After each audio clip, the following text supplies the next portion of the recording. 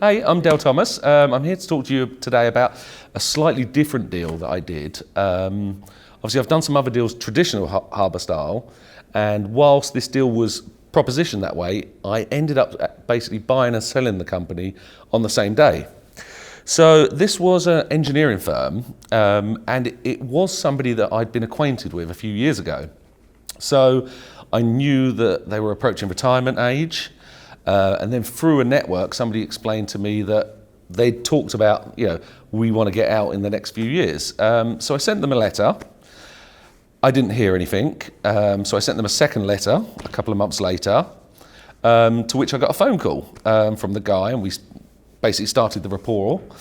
And then he said, okay, I'm going to speak to my wife, I'm going to speak to my son, I'll come back to you. Then nothing happened for about maybe 3-4 weeks. And I thought, okay, that deal's dead. So I just dropped him a text message just to say, hey, I think it was something along the lines of, not heard anything, so I'm just going to take you off of our records and come back to me when you're ready. To which he then called me back and said, okay, we want to talk about this. Now, the thing with this deal is it was an industry that I understood, which was manufacturing, engineering, but it was in Plymouth. And for me, that's about 5 hours drive away.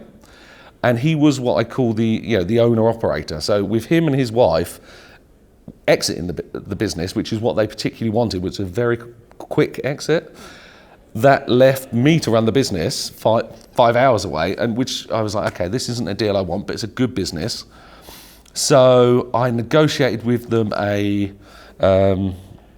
basically there was an upfront fee, but the upfront fee was in excess of the assets. I think it was about 15,000 up front, and the assets were about 23,000.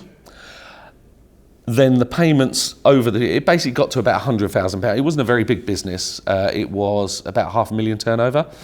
But the interesting thing was, I then reached out to a few more people talking that I'd bought this company, hypothetically, and basically agreed with somebody else to acquire this business. So they got quite excited about what I was doing and sort of the harbour methods and growing their business by £500,000 turnover.